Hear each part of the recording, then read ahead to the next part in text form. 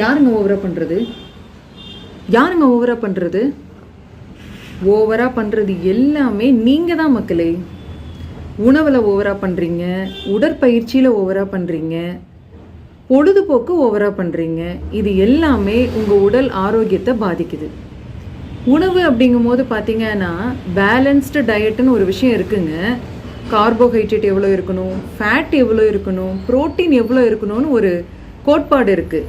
அதுபடி தான் நீங்கள் உணவை எடுத்துக்கிறீங்களான்னு கொஞ்சம் யோசிச்சு பாருங்கள். ஒரு பிளேட்டில் பாதி அளவு கார்போஹைட்ரேட் இருக்கணுங்க, அதில் கால்வாசி ப்ரோட்டீன் இருக்கணும், மீதி கால்வாசி ஃபேட் இருக்கணும்.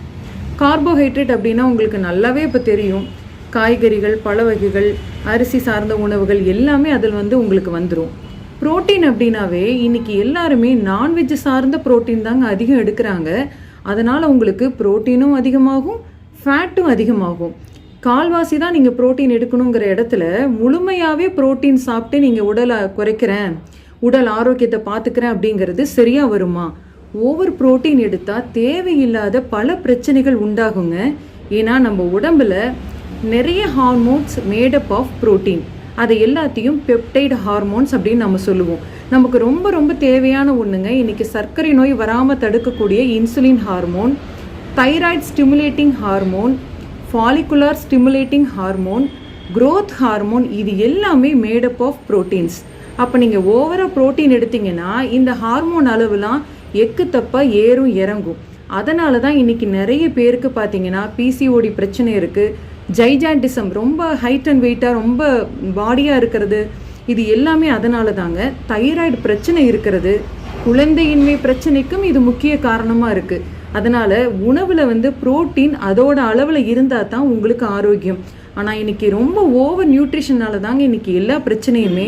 ஃபேட் அப்படின்னு பார்த்தீங்கன்னா எல்லாமே நட்ஸ்லேயும் உங்களுக்கு ஃபேட் இருக்குது, கொழுப்பு பொருட்கள், பால் பொருட்கள், இது மட்டும் இல்லாமல் ஃப்ரைடு ஐட்டம்ஸ் நிறைய எடுத்துக்கிறீங்க. இது எல்லாமே கொழுப்பு அளவை அதிகப்படுத்தும். ப்ரோட்டீன் அதிகம் எடுத்தால் முடியை பாதிக்குங்கிறது உங்களுக்கு எத்தனை பேருக்கு தெரியுங்க? அதிகமாக ப்ரோட்டீன் உணவுகளை எடுக்கும் பொழுது நம்ம உடல் ரொம்ப வறட்சி ஆகும். அதனால் உங்கள் முடியில் இருக்கக்கூடிய இயற்கையாக இருக்கக்கூடிய அந்த ஷைனிங், அந்த எலாஸ்டிசிட்டி அதெல்லாம் போய் ஈஸியாக பிரேக் ஆகிடுங்க.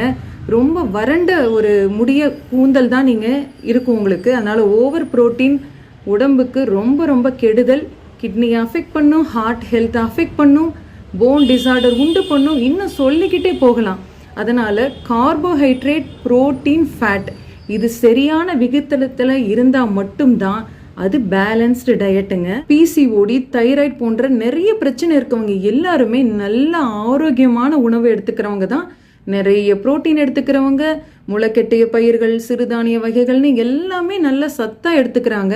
அவங்களோட டெய்லி ரொட்டீன் ஹிஸ்ட்ரி நீங்கள் கேட்டிங்கன்னா அப்படியே ஷாக் ஆகிடுவீங்க. நம்ம வடிவேலு சார் சொல்கிற மாதிரி அவ்வளோ ஆரோக்கியமான உணவை எடுத்தும் ஏன் உங்களுக்கு இந்த பிரச்சனைலாம் இருக்குது அப்படின்னு என்னைக்காவது யோசிச்சு பார்த்துருக்கீங்களா? மால் நியூட்ரிஷன், குறைந்த ஊட்டச்சத்துனால இன்னைக்கு யாருக்குங்க நோய் வருது? எல்லாமே ஓவராக போயிட்டுருக்குங்க. ஓவர் நியூட்ரிஷனால தான் இன்னைக்கு எல்லா பிரச்சனைக்குமே காரணமாக இருக்குது. தயவு செய்து மக்களே ஓவராக பண்ணாதீங்க. போதும் போதும், நிறுத்திக்கோங்க.